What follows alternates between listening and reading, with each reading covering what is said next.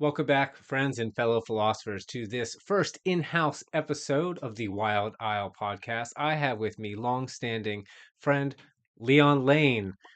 Yeah, it's a final return because it's been a long time, but you were the Yeah, it has first. been Yeah, you the were the. first one, Hmm. right? Yeah, absolutely. When was that? I Like cannot remember. 2020, 2021 or something? Was it that? I don't think it was that long ago that I was doing this.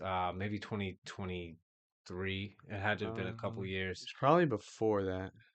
You My think so? dad died in 2023, Oh, so and it was wow. before that. So Fellow philosophers, we are becoming ancients. We are now the old we are sages, old. and God help us for that, right? So today, our topic of discussion is going to be dreams, simply because Leon let me know that he had a dream I he had a wanted. crazy dream. Yeah, Yeah. but we're not going to jump right into it. I think I want to lead into it. Somehow I'm going to weave Sonic the Hedgehog into this. I was thinking as I was Okay, unexpected, but welcomed. as I was on my run today, I was thinking that. But I guess the first thing to think about with dreams are what are dreams? Now we can think of what are dreams literally, or we could think of what are dreams figuratively. So we'll start with literally because that's what we're going to talk about, and then we'll take it to a figurative level after the fact. So Leon, like putting you on the spot here, what do you think that dreams literally are? Oh, I should have done some research first. From what I remember, it's just like well, I know it only happens during your REM cycle, which I think is like when your brain is getting the most like recovery or whatnot from the day. But why it happens or what it is, not sure. I mean, it's obviously your brain playing just whatever comes up. Uh, and I wonder like when you're not dreaming, is your brain just doing nothing? Like, is there nothing going on in there, or is it? I don't know. I'm not sure outside of the REM sleep cycles how much is going on cognitively, but I've had the fortune of just listening to a few podcasts on it from people discussing dreams who specialize in the study of dreams. And I've learned a couple interesting things. So one thing is we know that we dream multiple times a night, and then we know that we Oh yeah. actually don't remember most of our dreams. And apparently that's actually mechanistic. What I mean by that is w- you only remember dreams that are or that at the time are trigger a feeling of emotional significance such that it triggers your I guess your hippocampus to remember it long Mm-hmm. term. And so we have a mechanism in our brain where it doesn't have it doesn't seem to have a curating function. It doesn't seem to be able to decide to show you a particular thing. It has the ability to show you random things at blast, but then it makes it essentially non-random through a selection method, right? So it's like I'll show you 100 things, and then when something triggers, let's say you emotionally, it goes, aha, we found a pattern out of this Mm-hmm. random scatter shot. Now there must be something important here. Remember that, right? And I look at that from an evolutionary lens, right? So what I mean by that is, we all know about natural selection and how that works, right? It's not a cognitive top-down selection process. It is what works replicates, right? Mm-hmm. And then things don't work don't go away, and then therefore it's actually reinforced that things that adapt in that fashion are the things that survive. So more things that adapt in that fashion are going to be produced from it, whether or not they're organic, right? Like if you that's how a virus works, right? A virus Mm-hmm. produces more viruses, even though it's not technically the same as like a life form.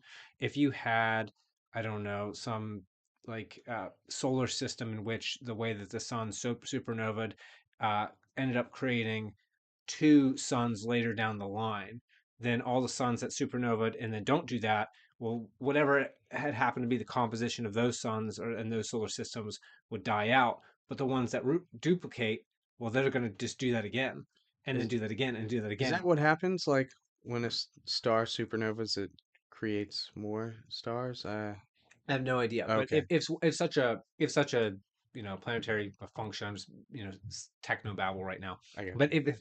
if that was the case, even with something as cosmic and inorganic as like a sun and its orbiting masses of rock and gas, Mm-hmm. that would still reproduce in an evolutionary fashion because it would still have a selection pressure on it. The selection pressure is always that which produces more of itself against that which doesn't. That which doesn't goes away, that which does, essentially evolution moves in that direction.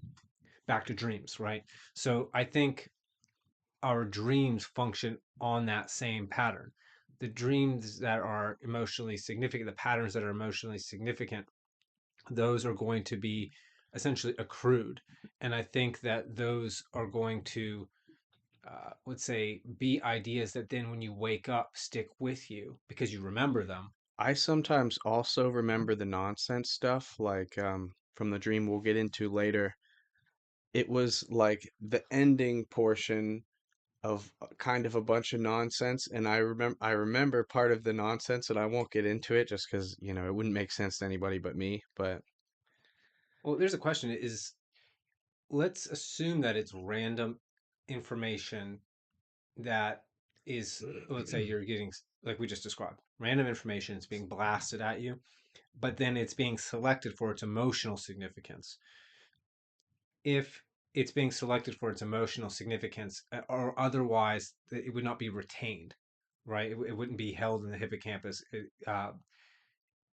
does not suggest that it might not be nonsense. It might be something like cryptic sense. yeah, like not necessarily nonsense, but like, okay, so I think I was playing League of Legends before I went to sleep. That's most nights. And the nonsense part was like I was a jungler and but I was just like me doing stuff, but for some, it was like combining me in real life with the game in some weird aspects. And then I was like running from people or something. It was like just kind of like little events that didn't really come together. But then the part of the dream at the end that we'll get into is like, kind of like a coherent little story the whole time. I think we'll jump back into that because I think the transition is dreams figuratively, right? So Hmm. we talk about dreams literally. Now, when we use the word dream figuratively, we usually use it to mean like a goal, right? Something we want to attain, something we want to one day achieve and have in our lives. Why do you think we do that? Why do I think what? Why do Sorry. we use the word dream both to mean something that, can seem almost Mm, nonsensical that you experience in your sleep that is we have dreams that are nightmares too. Our dreams aren't always positive. So why is it hmm that we connotatively, why is it that we use that word to refer to what's typically actually the Like what the you the high yeah, desire. the highest desire? I wonder if that's an English thing or if that's like, other languages also have that same thing. But I mean, it kind of makes sense because like if you have a really good dream, it's typically something that's like obviously that you really want and is like the ultimate thing. Like if you've ever dreamed that you like hit the lottery or something like that, and it's like, amazing, and you wake up and you're like, no, I'm back in the real world. I know you mentioned the language thing, so I don't necessarily know that this would be the case, but I suspect that at least in Japanese, they use the word dream that way. And the reason Hmm. why I think that, this is some weebery here, but in the anime Berserk, in the manga, there is a kind, they go to the word dream. I don't know if it's the same word that they use in Japanese, but I imagine the consistency of the translation um, means that they probably think of dreams in that way too, right? That dreams are these like lofty, Yeah. high goals. Now, again, it could be like, well, that's just always translated that way, but it doesn't mean that in Japanese. You So also like you typically dream of something probably before you get it. Like we've probably had dreams of being with like, the love of our life or whatever from like early on. And like you're obviously not, you don't have anything accomplished when you're a kid, but you still yeah, like will have dreams about all, everything probably. Probably just forget them. yeah. So, but nonetheless, we do seem to have this propensity to view, let's say, dreams as being the highest thing to attain. And I think the reason why is that I suspect dreams are an evolutionary adaptation, for the same reason that you remember certain dreams that are emotionally significant, right? That then you're more likely to remember more of those, and then those are the things that come to mind. I think that if the people who didn't dream as much, or didn't have a particular emotional valence, selective pressure for remembering their dreams, even those people failed to reproduce as well, because now universally humans do, um, let's say, dream and have that biological mechanism to remember their dreams. So the fact that that's here means that it was selected for over any other number of possibilities. Like, why don't we have And it, populations of people who remember all their dreams, some people who just yeah. don't dream at all? And it's also not like a human thing. Like you can see a dog having a dream clearly where it's like running. There's even that video of the dog that's like running in its sleep and it gets up and runs and jumps into the wall, basically. From the way early Um, days of the internet, show you yeah. how old we are Shout now. out old internet. So I want to connect those two things before we dive into your dream in particular. So, um, and then before we dive into your dream, I want to talk about Sonic the Hedgehog. That's how And that's. I've got some funny dream stories too, like we could get into after or before. And also, didn't you used to never dream? I've had periods of my life where I did not remember any dreams at all. So I effectively didn't dream. I've had periods where I just have like nightmares consistently, um, and then now it's sporadic, and I do think that's linked to what place you're in your life. For And sure. I guess this is my argument here. I was about to put forward is I think that dreams are a biological mechanism to get you to think about and contemplate, uh, let's say, adaptive changes or adaptive uh, points of view in your life. So imagine it this way: we adapt things that help us survive and then help us make sure our children and their children's children survive. That's how evolutionary pressures work, Hmm. right? Because if it's just you and you don't have children, then that terminates. So the dreams are selectively, our ancestors were selected to have dreams that were facilitative of that function. And then I think, okay, well, is it that we get a scattershot of information patterns based on all the stuff that's in our brains? We remember the things that are coherent enough that it has a message in it, that if we remember the message in it, it's a thematic message. It's like, how like a fable has a Yeah. lesson in it, but it's not literal. I think dreams are basically like fables. Sometimes they're really cryptic fables because of the nature that the mechanism our brain has isn't like someone writing a fable. It's more like if you had, I don't know, it's sort of like chimpanzees on typewriters, and then until eventually like one of them gets the right fable, and then it publishes, right? It's like that. That's what Yeah, our brains are like, and that makes sense because like we're cousins to chimpanzees, so like we are chimpanzees of typewriters, is what I'm saying. That's why I feature that on my website, so go check that out. Anyway, good actually, they're segue. all macaques, because I think macaques are adorable, but Also, nonetheless. they don't let you touch them. Like when I was in Thailand and there was a town we were in that was just like macaques everywhere. They will climb all over you. They'll be like grooming your hair and stuff or whatever. But if you like try to pet one, they like slap your hand away. Like, what do you think you're doing? How dare you?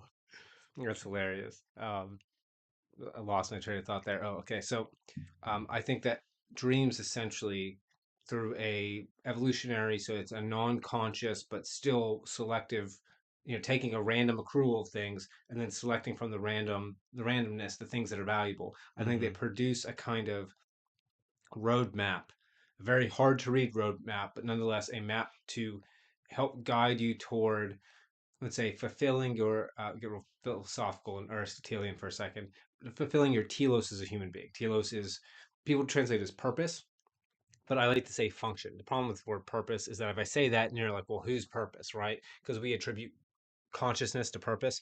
Hmm. But I mean, but function doesn't. You don't need a consciousness. Like a thing does a thing, or it doesn't do that thing.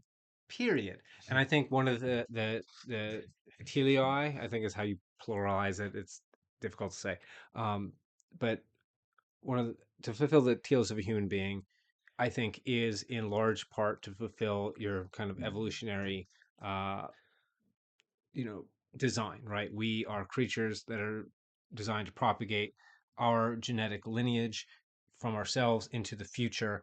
And if you're not doing that, your lineage goes extinct. And Hmm. if you want to, like if I want to get Nietzschean about it, what Nietzsche would say is it's not good versus evil, it's like life versus nihilism. And if for those of you who don't know, it's kind of obvious, but the root of the word annihilation is nihilism. So it's life or annihilation, which is what evolution works on, right? It's Hmm. one or the other. So, what do you think of my idea that dreams are likely a function to try to nudge us in a direction that is going to fulfill a kind of like evolutionary destiny? I don't know. Well, I can kind of see it, but I have some dream stories that would lead me to believe it's like whatever you believe that would be, rather than necessarily like what evolution thinks. Like, okay, so a year or two ago, I was playing hardcore World of Warcraft all the time, and that's where if you die, your character is dead and you have to start over. And a lot of people who do that notoriously have hardcore dreams where their character dies or whatever. And I would have them almost every single night. And one in particular time, I'm like running through this dangerous jungle, and I suddenly get ganked by like several high level trolls, and I'm like trying to run away from them, and I literally step up out of my bed and I'm standing at the doorway, and I'm like, holy shit, like this is a little intense. And until I got 60, I would have those dreams like every night. Every night I had never died in them, but it would always be like exceptionally like stressful situations where I'm like doing everything I can to survive. Yeah, right. All right, so we just had a break there for if I'm cutting it right here. You were just saying you jumped up out of your seat. Yeah, I like, so I had the dream that I'm getting attacked by these super high level mobs, and I literally like I'm running away from them, and that translated into literally me like getting up to run in real life. And I was just standing at my door like this I this needs to stop. This needs to end. And it like I would get those. I never had anything that severe with anything going on in my life where I like literally stood out of bed in my dream to get away from something. And I think, like you were saying, it was like an evolutionary, um, like you were asking if dreams are like an evolutionary Adaptation to help you adaptation to like do your, uh, uh, like your, fulfill your telos yeah, to be there able we to go. succeed. And I think that is sort of up to you because like that at the time was really important to me because and that was right before my dad died too. That was like 2023, and my character was like named after my dad too, so it like had some Did you sort know of, your dad was dying at the time, not or when I close? made the character. Like I whenever I played, I would always like I would have a gnome Leon Jr. and then the human Leon Sr. and it's like father and son kind of thing. Um and no, honestly, even when I went out there, like he had just been diagnosed with cancer, and when I got there, it like rapidly deteriorated. Like he could walk and stuff when I got there, and then a week later, he was like bedridden. A week after that, he could barely move at all, and then a week after that, he had passed. So it was like it was super fast.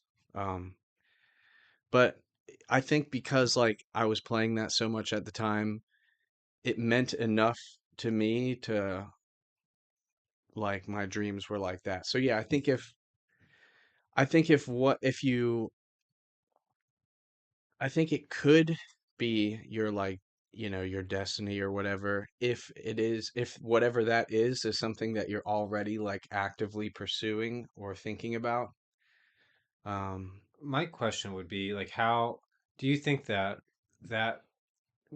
playing WoW at that time? My thought is like, how significant of an emotional support was that, particularly as his cancer progressed? Because if I've heard people even say this about lots of things where they were engaged in whatever it might have happened to be. It could be a game. Some people even say like even their drug use was like these are even recovering addicts. I've heard say this that actually, if they had not succumbed to a particular habit or a particular vice, that they wouldn't have made it. And Nietzsche actually talks about this too. Like sometimes you have to just lay down in the snow, and then because to live, like it's not a question of like, well, you know, you know, get to the what is it, the fucking grind, like is it alpha grind set? Is that what the meme is? I've heard it. Yeah, Yeah. but like, yeah, right. If I write down a piece of paper, what Just would be like thug it optimal? out. Yeah, but like, what if that's just not going to work? Because you could say that, like, what if I'm trying to bench more than I could bench, and you could just say, no, just lift it. Just do it. Yeah. Yeah, but then you just get crushed, right? Hmm. Like, what if you need to? No, I need to take some weights off, and then like get past this set, and then recover, and then come back, and then I could lift heavier. You know what I mean? Do you think that? Well, I was doing that before he was even like diagnosed. Like it all happened pretty quick. And then honestly, like I didn't do anything because like when I was out there, I was just like taking care of him the whole time for like a month. So, I wasn't really, chess on my phone was the extent of any gaming or whatever. So I did kind of just have to like thug it out. Um, I think part of it too was like I'm not someone that likes to quit something. And so I had already failed at this several times, and I knew like I wasn't going to be free until I finished this. So it made like an extra level of importance. Um, and like when you're playing hardcore in kind of anything, you get insane adrenaline rushes because when you're in like a intense scenario, it's like I could be losing all of everything I've been working for right now. And when you're doing that like day after day, it kind of feels real while you're at least I think your body thinks it's real. Like my body, Mm. we've thousands of years of evolution. Whenever you feel that type of like anxiety or something, it's because it is real. And so I think I probably tricked my body into thinking I was in these life or death scenarios because essentially, like, to my body, I kind of was. That makes perfect sense to me. I think you're right, actually. I think that, it is up to what you really believe is like valuable, what you're trying Hmm. to achieve. And because that's what's going to have that emotional significance. That's why you're going to remember the dream, right? Like Yeah. yeah, so I could totally believe that. And that kind of fits in with our ability to, um, I hate to put this comparison, but our ability to self-deceive, right? Like we can make ourselves believe things are certain ways, even when they're like blatantly not, just based on how it makes us feel. And so if like your short-term goals happen to be all around like I'm going to get this wow character to level 60, and then that's your focus, that's Hmm. what you're invested in, that's what your value structure is placed pretty high up on the hierarchy. Of course that's going to be what your dream is going to be telling you. Oh, no, no, watch out for this, don't get jumped by the Yeah, orcs, man. I'm like an obsessive person. When I get into something, it kind of like completely consumes me. So like when the Queen's Gambit came out and I watched that and she was like all obsessed with chess and she's like seeing a chessboard on her ceiling and stuff. It kind of like that got me into chess and then so I'm playing chess all day and I'm watching chess videos going to sleep and then I'm dreaming about chess and so yeah, I think it, whatever I'm into at the time, I usually dive fully into, and then it usually gets into my dreams as well. Yeah, so far we've talked about dreams actually in mostly a literal sense, right? So Hmm. you were having a dream that you were in the game and then you got jumped by orcs and killed. Oh, I Uh, didn't die. Never oh no, died. that's right. You never die. Never die. Yeah, Correction. get that one straight. Yeah. So I'm gonna take a slight turn to talk about Sonic the Hedgehog. Okay, yeah, Now, I'm it interested. could be anything, but it's something I realized one day that Sonic the Hedgehog is littered with occult symbolism. Is it? Yes, it's like it's all over the place. Okay, so the first and easy one, we Excuse should talk about like what occultism is, because a lot of people actually don't know what that is. So Occultism is a kind of, I would call it like a primordial religion. I Hmm. think it's always existed as a facet of the human animal's comprehension of the universe, right? You can see it as far back as Plato, and then I'm willing to bet further back than Plato. You could probably, not probably, you can find elements of it in mythology. Yeah, like what is like one of the first pieces of literature? Epic of Gilgamesh. Yeah, I had just listened to like a full explanation of that, and that's sort of littered with that type of stuff. Like, so it's pretty. I feel like it's as early as we're even like speaking, that is probably something that comes up. Yeah, and the specifics of it, insofar as that it has specifics, is that there's a kind of belief that the universe is fundamentally a kind of um, chaotic, like ocean or abyss, a body of water, and that the things that we experience are illusions. You can start to see this in like religions, like anything about Buddhism. Like all of a sudden, like everything that we think is an illusion produced by like a conscious mind, but the reality is that the fundamental basis of all order is actually chaos, and that the occultist goal is always to be able to reach into the chaos and then basically produce something, in the same way that our cognitions, like we can, if my cognition can produce an illusion and it feels and real, it might as well be real to us. Yeah. Well, then the magician comes and says, like, well, can I do that willfully?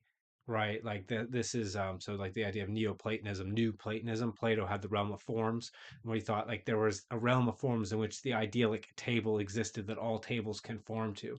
Neoplatonism is like, and can I reach into the realm of forms and And pull pull that it? table out. Yeah, yeah, like that's what it is, right? That's the magic.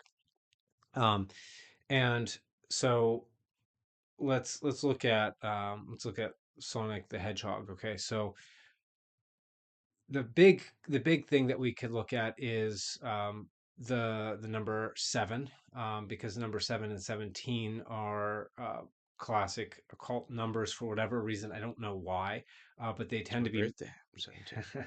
they tend to be magical.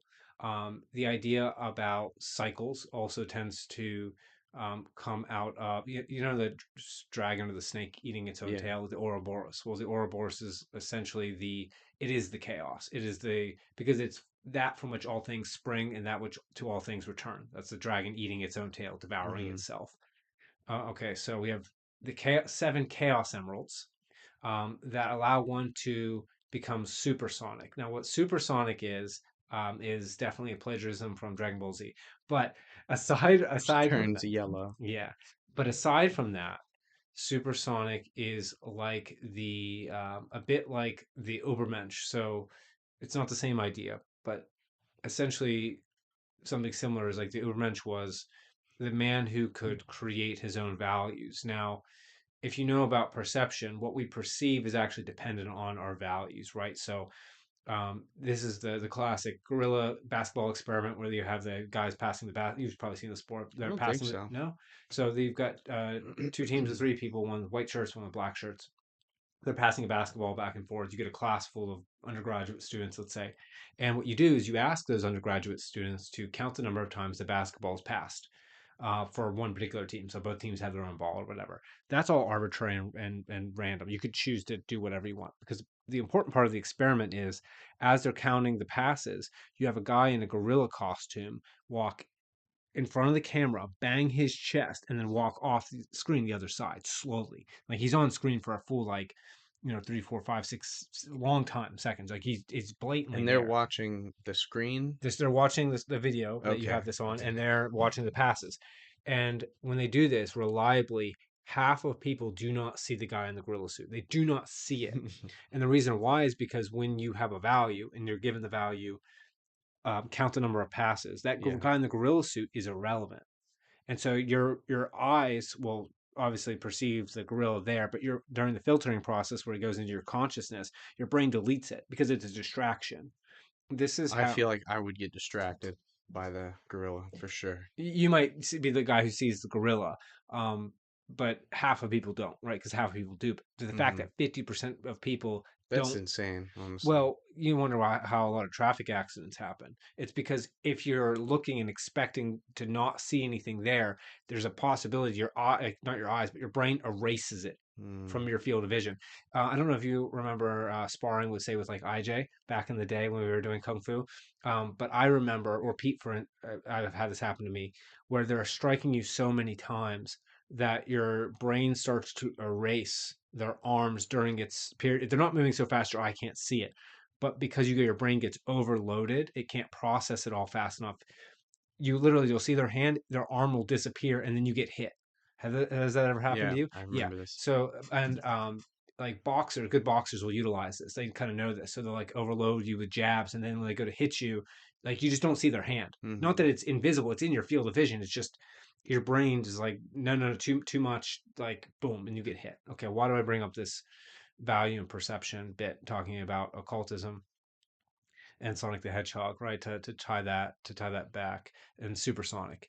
The Ubermensch is the man who creates his own values. The creation of your own values is, in a sense, um, do the ability to, let's say, alter your perceptions, which is that Neoplatonic ideal, right? Because they believe everything that we are exist in is a perception, not real. So the idea that when you attain the magical number of the fragments of the chaos and bring them into your power, that you can then transcend and be the kind of um, super being that's now invulnerable because you now essentially kind of in a sense make the rules now for Sonic. You just have him go fast and be invulnerable because it's Hmm. a character. But there's other elements of that as well. So like there in Sonic, nature is always the good guy, and the artifice of human being, that's Dr. Robotnik who makes machines, he's always the evil. The reason why that is because the occultists also believe in the idea of a demiurge. So like I talked about this the other day, but we human beings, we they believe that we're like a consciousness that belongs to a god that's trapped by another god who fashioned uh like an artisan, the way the language works comes from Greek, a prison for us. So we're imprisoned essentially by another god who's tricking us that he is the god of the universe, but in reality he's Dr. Robotnik, and we're like the nature that's been imprisoned. If only we were freed and liberated, but we're being turned into these machine men, right? Made to operate in a world that's not real. You see that in a bunch of occult things. And so also the fact that you're constantly collecting rings. It's the ring is a symbol of the cycle, right? Hmm. If you see, like, I have on my shelf here with a thousand faces, and the symbol on that book is a ring, right? That's again another reference to the Ouroboros, to the occultists have this idea where um, you denounce existence so you can announce a new existence. So you destroy the thing to bring it back into being, right? There's a whole thing about Hegel's dialectic. I've gone on and on, but I wanted to bring this up because all of this is in Sonic the Hedgehog. I think accidentally. I Yeah, I think was gonna say, do you think it's something that they did on purpose, or it's something that's like sort of a maybe like a deeper thing that's ingrained in us to when you tell a story, those elements kind of just like come out? I think it's ingrained, and I think it has to do with kairos, which is a Greek concept about like the timing of a thing. So culture goes through cycles. So I've seen this a bunch of places. Like I did a freaking, I don't know how long. I think it was probably more than a year long, a series on the I Ching, which is a book of changes. It's an ancient Chinese book, and it basically reinforces the idea of the cycles of history, where this idea of the cycles of history is. I said this to you the other day too. Essentially, it's something like hard times make strong men, strong make good times make weak men make bad times. Repeat, repeat, repeat, repeat. Because then the bad times come back up, the strong men come back up, and I think that that is a good description of the rise and fall of all cultures and societies across time. And I think depending where you are in that cycle, certain messages are adaptive. Like when you're in the good times of the weak men, that's when you get the tyrants, and that's when it's actually better that the system that is in play gets dissolved or torn down somewhat because it's failing to reach the ideal. And the reason why I think you know that was true with, say, something like Sonic the Hedgehog is, I think, coming off of, particularly like in America, I know it's Japanese, but you had the perhaps rightful critique of what I would say is commercial and materialist culture coming off the back of the hippies. Now, I have my own issues with the whole hippie movement, but one thing they did get right is the movement toward, let's say, things becoming out of accord with nature, things being totally about what materials you can accrue, um, just working a 9 to 5, being detached from being a human being, everyone kind of living a kind of urban life. I think that that was something that is a bit like stifling to the human spirit. And so, what's likely to come out from that is, well, like Sonic the Hedgehog, where the bad guy is the bringer of technology, imprisoning the innocent animals, and it's there's corruption within all the institutions. And to be honest, I don't know that we ever really got out of that. I think it's been that kind of situation for a while. We're not really in. I think we're going into the bad times off of the good times, where that message starts to come up, where the corruption starts to Don't you think there's proliferate. always tyrants and always like weak men and always strong men? And Yes, so you're but saying it's just they like more a prevalence of one? yeah, like one wins, and then like And then some. that's probably different depending on where you're at too. Like, Mhm. you know, everything you said was just kind of like America there, whereas like, you know, North Korea, they've been in one of those tyrant things for who knows how long. I don't know how long, but definitely a long time. Yeah, a while. And like, so what I was saying was probably true about Japan, and it's probably still true about Japan, right? Post-war. So like after the war, well, really ramping up to the war, you get the Yeah. industrialization of Japan, but it doesn't really take full effect until after they recover from World War II, because before then you still have a lot of traditional Japanese like homes and villages and lifestyle Mm-hmm. going on alongside the industrialization. But afterward, we know now the modern Japan is it's not very rural. They still have their Japanese identity, but they are very much westernized, is the way that you would describe it, and that it's kind of lost a lot of its soul. You hear people who live in like one of the major cities like Tokyo. I just got done with an interview with Matt Waterhouse, who lived in Tokyo, and he said Mm. it's like this weird, bizarre, awful thing where you're this like unit among these other isolated units of people, even though it's really crowded, no one talks to each other. Like you don't really have anything outside of your like your work function. There are lots of other cultural issues that come about, but what I'm saying there is like, well, that's kind of where Sonic the Hedgehog comes from, and then it gets popular over in the U.S., where it's not as stifling as overcrowded Japan is, where they're very collectivist. But um, still, we I think we see that. So why did I bring up Sonic the Hedgehog? I brought it up because none of that none of that symbolism is literal, right? In the characters, it's all in the story. That Mm-hmm. then in the same way that dreams have an emotional resonance and then we remember them, I think the same thing is true for the stories in games and the stories in books and the stories in movies. That they have an emotional resonance that is dependent on, well, as you pointed out, where and when, and the individual as well. So where and when like in terms of the grand scheme, but also where and when that individual is in that grand scheme. So with that being said, that's going to be a bit of the approach we're going to have for your dream is taking a look at it and seeing if there are, say, symbols. Elements of that. Yeah, which there may or may not be because I haven't heard. So I hope there are. Otherwise, this is going to be an embarrassing podcast for me. But it'll be fun because we'll get to hear about the dream.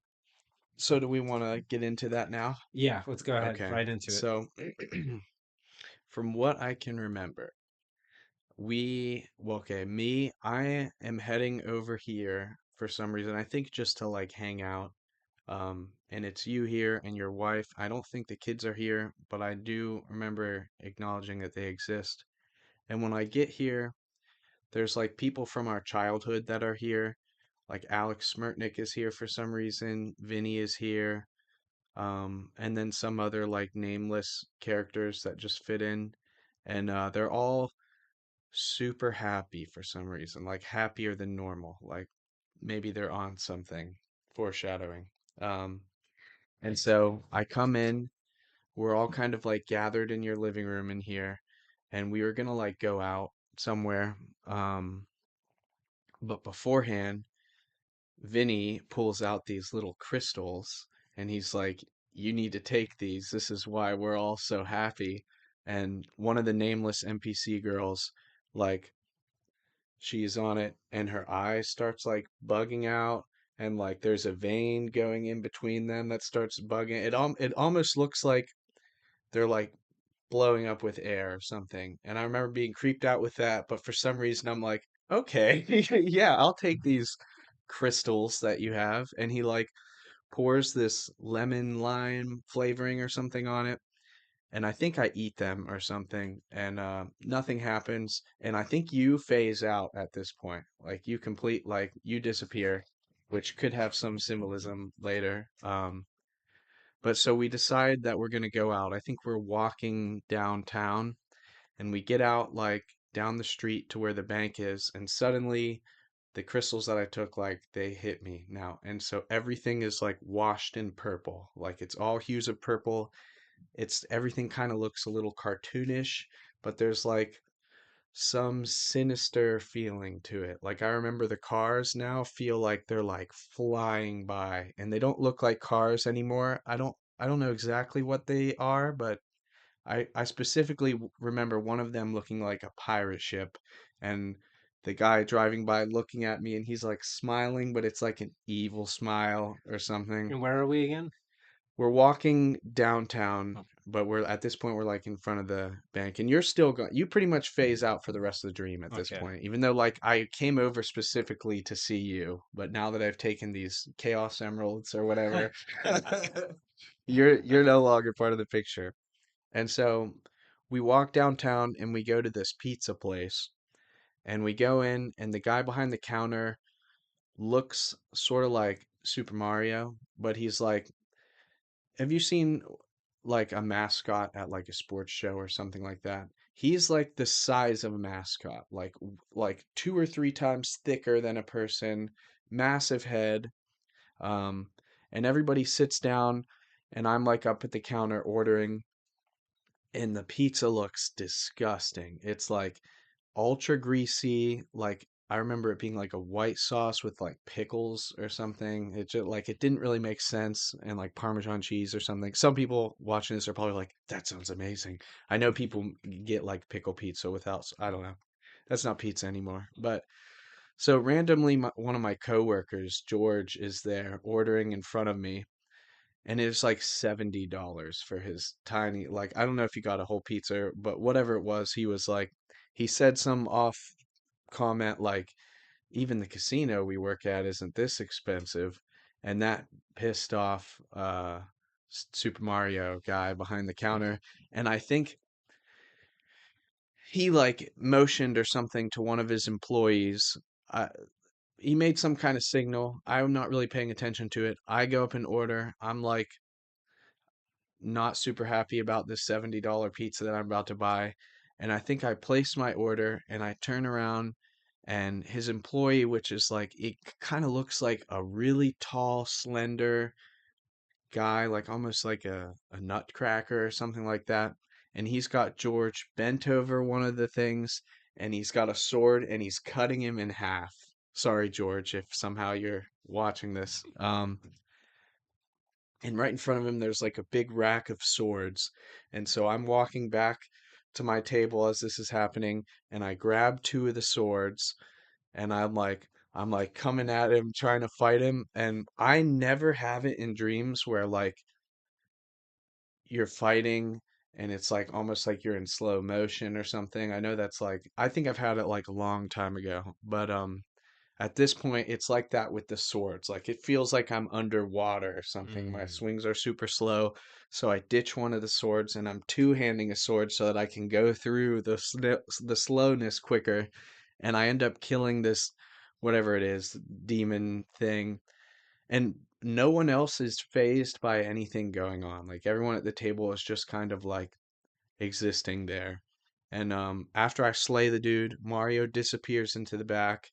Thankfully, we don't eat this pickle pizza and we just leave. We come back here and we're like back in your living room, and your wife is there though, and she's like really upset or sad or something, and she's saying how like she doesn't enjoy her life or the baby or something like that, which is super like opposite to her because the few times I've met her, she's like genuinely one of the happiest people around. It seems like she really enjoys being a mom. And like at that point, I see her skin start to like peel slightly. And so I like grab it and I peel her skin off, and she's a completely different like a some type of like dark person, like a dark entity or something. And as I look around, everyone else's skin starts to peel off and they're like dark entities. And then right before I wake up, my own skin starts to peel off and I am like not like I'm a dark entity too. I remember waking up just like, thank God this is not real. Jesus Christ, man, that was intense. It almost like the length of it reminds me of like a Goosebumps story back in the day where it's like some crazy, weird, evil thing and it's over in 15 minutes basically. And that was like, waking up like I'm this evil entity or something. Okay, well, we'll do our best to go through that. But I luckily, you disappeared when we took the thing. So maybe in my mind, I remember thinking like, does that mean I think Marquise is actually like a good person or something? I don't know. I have no idea. I have no preconceptions coming into this other than like reading some amount of Carl Jung's work, Hmm. and not enough to be doing this. So let's do it anyway. Um, so the first thing I notice is so you're going to a familiar place where there are friends, people you know, right? So that is like a place of comfort. Hmm. And oh, by the way, what I'm doing here is called order abstraction, which is, I think Thomas Aquinas built off of Aristotle. All it is that I'm taking a specific and I'm working backwards to make it more general and then more general again. When you do it two times, it becomes like there's Marquise's house, but then Hmm. there's um, like a friend's house, but then like so like getting less specific because like there's my particular house, but then there's like the category of what that is, which is a friend's house. You have many friends' houses, but that's still Hmm. a reference to the physical structures. And then you go the third order is to say, well, what are all of those things? And those are like familiar places with friendly people you can trust, right? So you go to a familiar place with friendly people you can trust. There you find that everyone is happy, but it's not clear that the happiness, whether or not the happiness is real. I mean, we've gone through the dreams. That's not a. That's what I'm taking from the rest of the dream, right? Hmm. And you were offered not like a familiar substance, but crystals. And why you even called them Chaos Emeralds, Yeah. like the joke, right? It's funny that it came up right after Well, the Chaos Emeralds. I don't think it's a coincidence because I Uh-huh. think that okay, so what is a crystal? There's something because what a crystal is it's a rigid structure. Now you consume or now to become yeah. So like if you consummate a marriage, right? That's like when you like have sex with your wife and then you're supposed to have having a child. The idea of that is actually the same root of consume, like consume food. It Hmm. means to become one with, right? And so when you consume these crystals, you are becoming one with a rigid structure, right? So I think that that is so you go somewhere where ostensibly this is a familiar place with people you know, but there's something off, something artificial about the happiness there Hmm. that is in the place that it is. So there's something fake about the familiar place with people who you think you know, and they convince you to become one with the structure that they inhabit. Okay, so that you now incorporate that into yourself. Then you leave, Which and is you funny because then you disappear as well, as soon there's as, we can which is ask about very that. much like you growing up is like you were not like you didn't conform really to anything. Like you were very much in your own lane basically and wanted to do things your way. Um, Well, what's I don't know what it means that I disappear. Like I could take a guess, but we should because I think that's significant. The fact that when you become one with, Because yeah, and I was coming to hang out with you essentially, and then all these people just like happened to be there. yeah, and the fact that everyone turns into like a creature of the abyss Hmm. at the end. So I guess the question is, what am I in the dream, right? So I was, uh, it's I always go with the rule. It's like it's actually not me, like in the dream. Like the characters are not who they are. Those are stand-ins. Quite literally in this sense. Yeah, but I think in all dreams they're stand-ins, and Hmm. Joseph Campbell always says like, or he didn't always say this, but I heard him say that people sometimes get caught on the metaphor, and that the key for Jungian psychology is don't get caught on the metaphor. We always have to remember everything is a metaphor, Hmm. all of it. Like, so I'm a metaphor, but the question is, what am I a metaphor for? Now you mentioned you viewed me as non-conformity. You and that fits in with like so you become one with a rigid structure, and so then let's say the element of your psyche that is non-conformity, that is individuality, vanishes. Right, so you're in a sense you become one with them, and you lose a part of yourself Hmm. that I happen to represent in your mind. Does that sound I think that, yeah, Okay. So that's interesting. It's interesting because I would not consider myself the beacon of nonconformity because uh, I've always viewed myself as like the person of rigid Confucian level discipline and like rigidity. But in this context, that doesn't fit, you don't think? explain it in So like another way. the way that I live my life is not, it's very structured and regimented. Hmm. Like I get up at the same time every morning at 4. I eat the same breakfast every day. I then do the same activity, which is writing in the morning. I work out every day, and I do the Yeah, same workout every day. Like it doesn't matter how tired I am. It doesn't matter. Like, if I have a duty, I like fulfill the duty. It does not matter. I don't typically vary in my activities. I don't have the desire for novelty, for instance. I really don't, for better or for worse, right? So that's like a very rigid personality. Um, but for you, no. Like from your perspective, right? From your viewpoint, do you view that rigidity as being like, well, yeah, you're rigid, but you're not rigid in the way that other things are telling you to be rigid. Like, is that what you're maybe. saying? I'm not sure, honestly. Well, let me try and work it through because that's what I kind of got. I just wanted to verify because to you it's like I'm in my own lane, and so why Yeah, stick and to well, maybe too, like how you are now is somewhat different than growing up because now, like, you have like a whole life. Like you have, you're writing every day now. You have a kid, all this stuff. And maybe not even like non-conformity. Maybe I don't know. Maybe I don't know really. It's a Well, we'll stick with that. I do think that that original interpretation was right.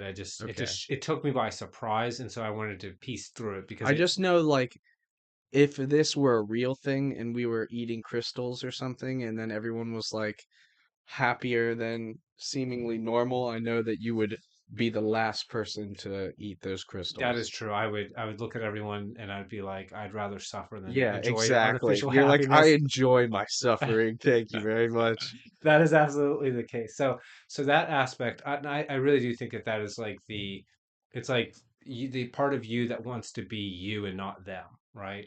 Disappears. Hmm. Okay. And then and that fits with things going forward, right? So you go into downtown Wheeling, which is like the city. and the city, we just talked about how like the urban environment is kind of the opposite of nature. So that is that kind of artifice, right? Everything is fake in a city. Hmm. Everything is built up. It's all the culture that might tell you how you should be. You enter into a restaurant, well, as you're going through the city, though, we don't want to skip this. You have a kind of almost like a psychedelic awakening. You become conscious of the world in a way that you weren't before. Um, and it does sound like very much like a psychedelic trip. Everything all of a sudden Yeah, changes absolutely, in because that color. is exactly how it is.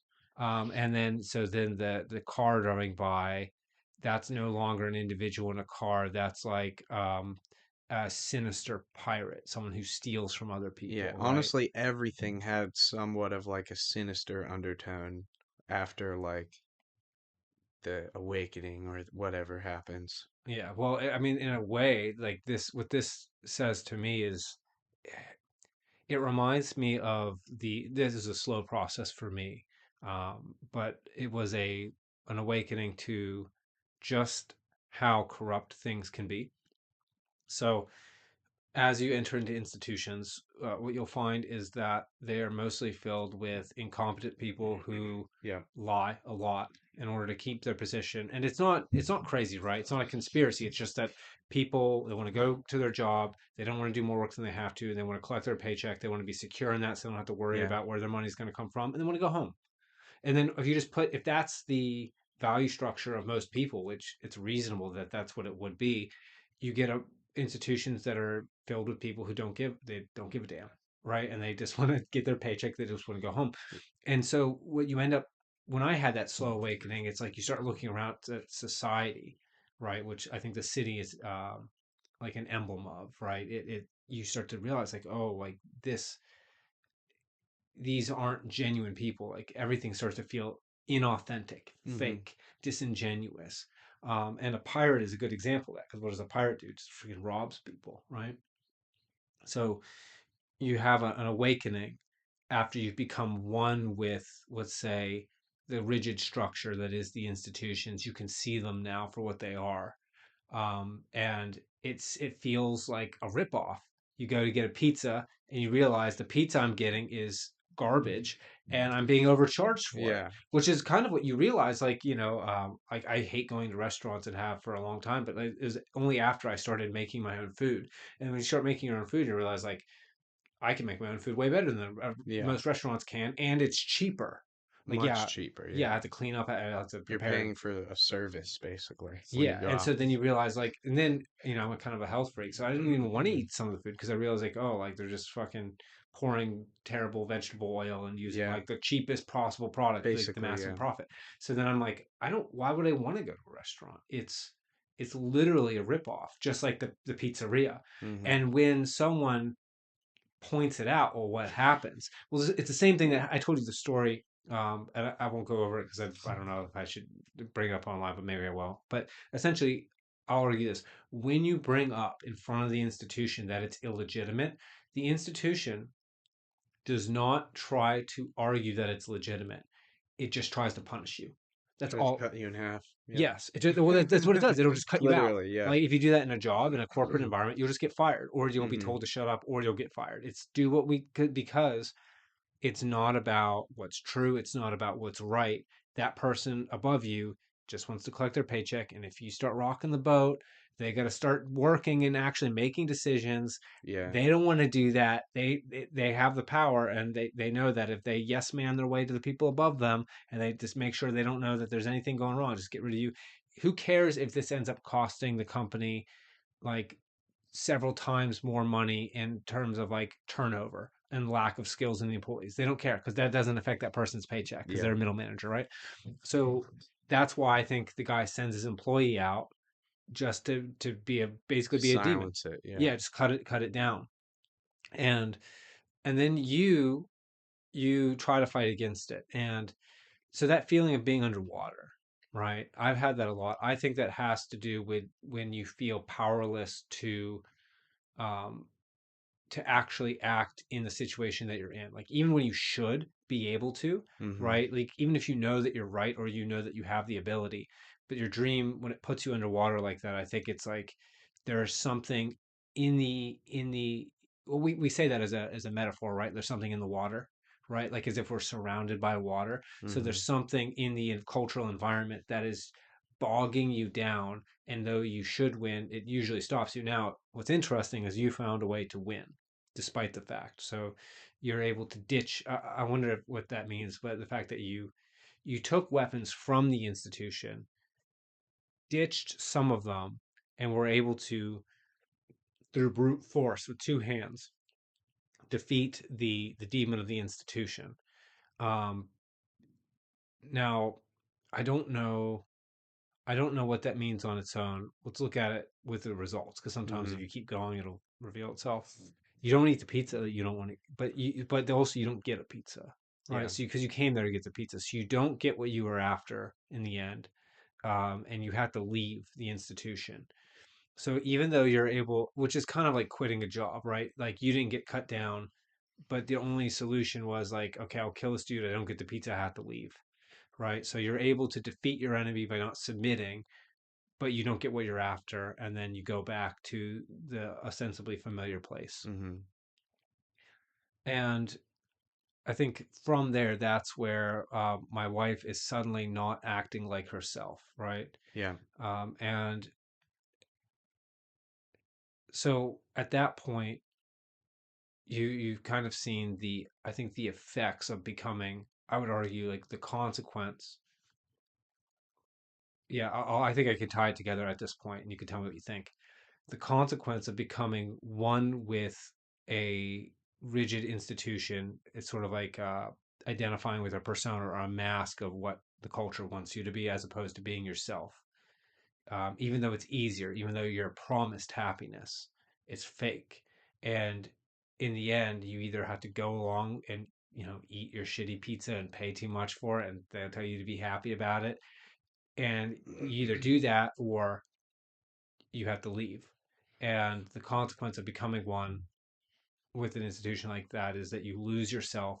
The people around you, or like anyone who does that, they're not who they actually are. They become a kind of shadow figure of themselves. A shadow of themselves is Mm-hmm. perhaps the best way to say it, like an inverted person. And if I was forced to, which I'm not forced to, I'm just doing it. If I interpret that whole dream, it's let's say an anticipatory warning. It's saying perhaps life is going to offer you one of these crystals, right? And if you take it, then you know the what will happen is you won't want what is offered to you. You'll find it to be it seemed good before you got there, but when you got there, it wasn't good.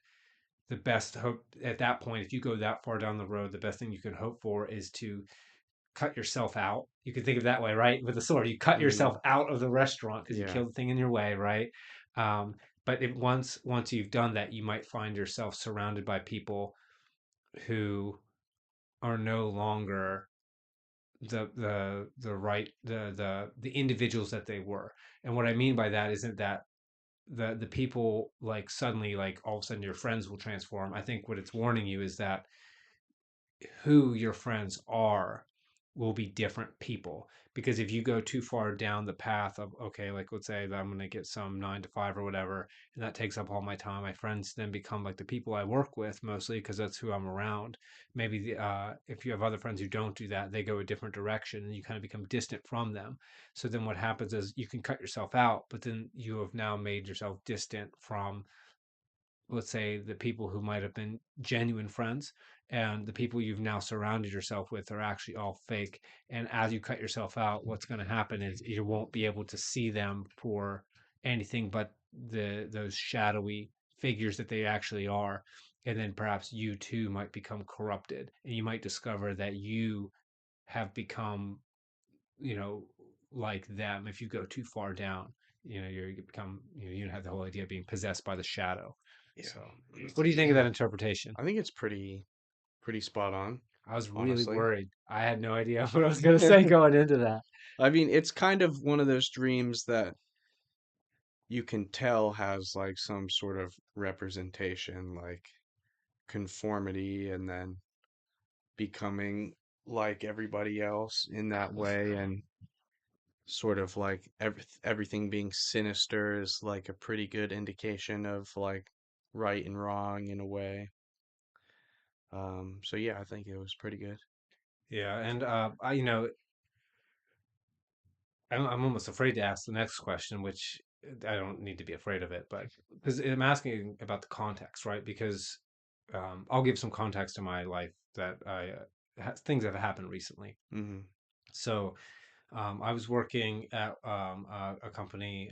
It's like a outsourced office for law firms, and we did paperwork for lawyers essentially. And it was basically not a 9 to 5, but like a 11 to 8 job, right? I think that was, yeah, about the schedule, and it was sucking up all of my time. The money was okay, but there's no upward mobility really. Like you can rank up in the lower echelons, but that you only go so high before you cap out, and it's Yeah, like still not. and It's even still, it's not not worth where it. you want to be. And I was doing that for a while because we needed the money. Hmm. An opportunity arose to teach where I teach now over at Wheeling University. Now, to do this, originally I was going to try to negotiate to work for the company and the university at the same time because I was only one course. I didn't need that much time out of my schedule to make this work. Yeah. But we talked about how the institution is like you eat your shitty pizza and you overpay for it and you like it, or we're gonna send our demon to just cut you out, Hmm. and then you have to just cut yourself out. Well, um, I thought I would much rather be teaching again, and even though they're only offering me one course right now, that gets my foot back in the door. I could potentially teach more classes down the line if I want to teach for a different university way in the future because I'm just teaching as an adjunct. I could potentially do that. It's just a life path that I would rather take. Yeah, for And sure. so I was like no, you know, my manager tried to give me a runaround basically, and say like she was withholding information, and the information she was withholding, I was pretty sure that if she revealed it, she would reveal that actually it's in the company's best interest to just like take me from 40 to something like 35 hours a week, and then they wouldn't have to retrain a whole new employee, which is extraordinarily expensive because they take multiple candidates and they Hmm. pay them Hmm. during the training, and the training takes essentially a month.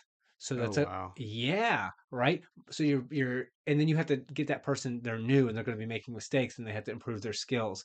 And I cleared their training faster for that account faster than anyone they've ever had before. I broke all the records. Nice. Yeah, well, you would think that they would value that, except And maybe there even was, like, theoretically could be someone who valued it, but if it's not, if the person who's like right above you doesn't care, no. like you were saying, Well, she, like it's just the company's money, yeah, like that doesn't affect me. yeah. Well, like essentially, she just wants to have a stable position where she makes money and doesn't have to do anything, and to not have to do anything, you just pretend everything is working fine. Because when the company's, this is an international company, so they have so much money Yeah, that, it's not even a visible effect on yeah, it. and it's lawyers. So the lawyers are going to be making absurd, these law firms, these are corporate law firms. So they're Oh making yeah, absurd amounts of money from the insane. court system, which is like yanked out of people. So there's kind of like a captive audience. So actually, the law firms can get robbed and they don't even notice because the money that they're paying with is robbed from people due to like the legal. So you see what I Yeah. mean? Hmm. It's all propped up. And so, you know, why am I bringing all that up? Well, I chose to go teach instead, and now I've been offered more and more classes, and even more and more classes, and like I'm just getting all kind of crazy good opportunities. But if I had stayed, then I would have missed that opportunity. Like the people that I would know would just be the people that happen to work with in that office, and those would have been You would have been having the dream.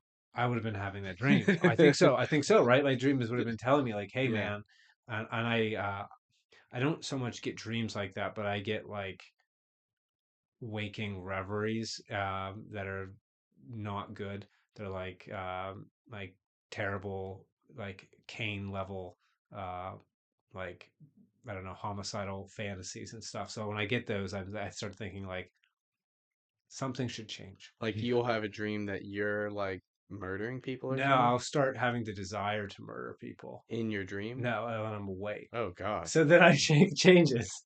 I've had that for a long time, and I just realized like that's not good. So if that's happening, something's wrong, and I need to change it. I think it's probably why I don't experience them in dreams, is because they show up when I'm awake. Um, yes, That's scary. yeah. So the question I was going to ask, well, if it makes you feel better, I'm not that's been me the whole time. So nothing is different. Um, just that Leon I just mean, stares at me. You can't pick it up on the camera, like the level of uh, disturbed. uh, no, I mean it makes sense because like growing up, like you were bullied and stuff, and I mean even then, you like um showed like a hatred for some level of people, like not specific people, but like society in general, kind of. And that's, I think, why I said like you sort of had your own path because like, you disliked so much about the world already. Horrifically judgmental.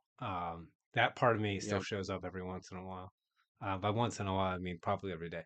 But I was going to ask, I didn't mean to ramble on and on and on about myself. I really wanted to frame that because, like, that was like a context in which that dream could have occurred, like you just pointed out. Hmm. And I wonder if there's a particular context that maybe you are at a crossroads of some kind, and the dream is anticipating what could potentially happen. Um, and you've always had more vivid dreams than I have, and so maybe you get these things in a dream, perhaps even earlier than I would get them in waking life. So, um, what do you think? Do you Like think, what context it could have to my yeah, real life.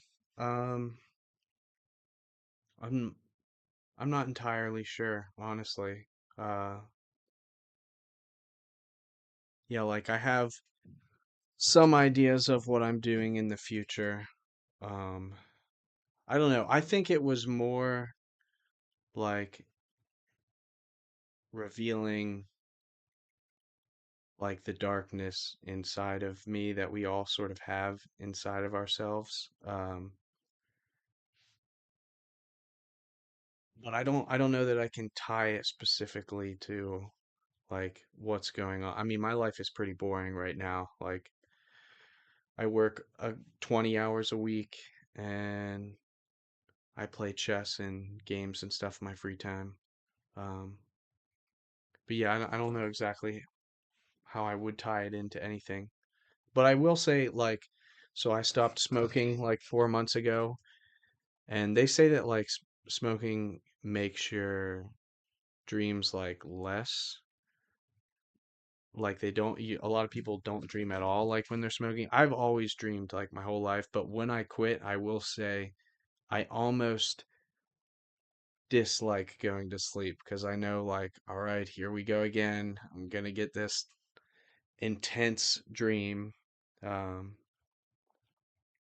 so yeah, I've been having tons of dreams lately, and it's hard to say exactly what if it ties into anything going on, just because, there's not a lot going on. Maybe that is part of it. Because I mean, maybe I need to seek something more because in the dream, like I am the darkness that is the other people as well. well, yeah, you're right to say that's in all of us, but yeah, you're the union side or the union scholar as much as I am that, hardly at all. But in me would say if there's a part of yourself that is like yearning to come to light, which is Hmm. like the light of consciousness, and you leave it in the dark, it will possess you. But when it possesses you, then it takes an evil form, right? And then by the time that it becomes apparent, it's usually too late.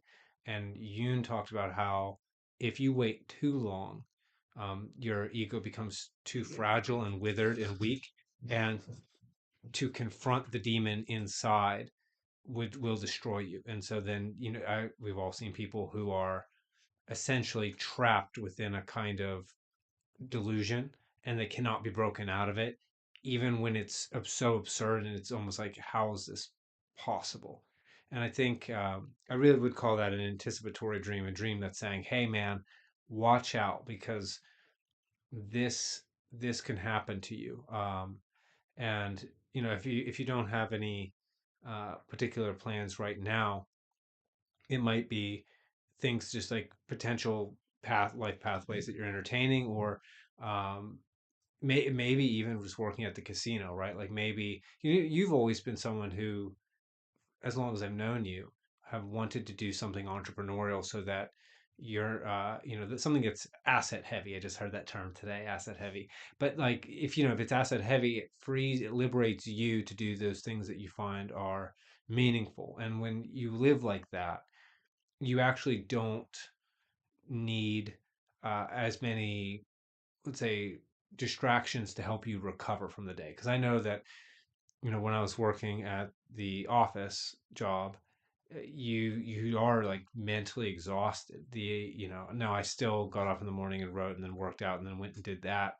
But it's really difficult to then say, okay, like, oh, I have some free time. I'm going to read a book. It's like, no, no, no, I've got some free time. Let me go play a game or something. Let me do something that's going to give me some dopamine, or let me do Hmm. something that's going to like let me recover. And I think a lot of people, they get stuck in the kind of 9 to 5. They get stuck in the life that is so normal. Right? It's again part of the culture where we're doing this, and I think that when we do this, I mean, there's a lot of bad things. Like when I was working that job, I hardly got to see my son, and now that I'm working at the university, at the very least, I get to see him a lot more. Um, and that's like great, because I can, the way that the schedule work, it's flexible enough that I can get my writing done. I can still work on these projects, shoot these Hmm. podcasts, and then be available in the afternoon, go on walks with him, have mad dog people in the street. Uh, Leon Which is he the does, yeah. yeah, He's got like this thinking scowl on him at all it's this times. And you look. talk to him and he's like he's really pondering on what you said, even though it's to him just all gibberish for the most part. Maybe I don't know. Maybe that's true. Yeah. I suspect the He's end. or at least he's still putting the pieces together. So he's held on to some words and their meaning, but he's trying to figure out what all the rest of it is. I guess that's like us with the dream, right? Yeah. Yeah. All right. Well, that brings us to the end of the dream. Is there another dream that you want to go on, or we want to leave it off here and maybe have like dream episodes? I'd be down for that. Right now, the only thing I could bring up was like what we talked about, and then while we were doing this, I remembered the WoW dreams that were like plagued me for months. Um, but yeah, that's all I've got right now as far as dreams go. All right, friends and fellow philosophers. This was an excellent episode. I'd really love to do this. We're going to do more of these. If you liked it, like this video if you happen to find it on YouTube, and subscribe to the channel. I always forget to say that. I think it's the first time I've ever said that. And reach out in the comments. Let me know if you've got any really interesting dreams. If you want me to try and do a dream analysis for you guys in the comments, while I still have no subscribers and I have time to respond to you, which might be forever. So go ahead and Yeah. put it down there. And if it's interesting enough and you want to come on the podcast, you can do that too. Without further ado, though, we'll wrap this episode up. So thank you for coming on, Leon. Yeah. I hope Thanks for having me. yeah, I want to do more of these, more dream We'll do it. episodes, stuff. Hopefully not 4 years in between. Hopefully not. Wait No. till someone else important in my life dies, and then I get some more cryptic dreams about it. Yeah. Hopefully when you come back, I don't disappear and we're not all shadow beings. All right, friends. We'll see you next time. Peace.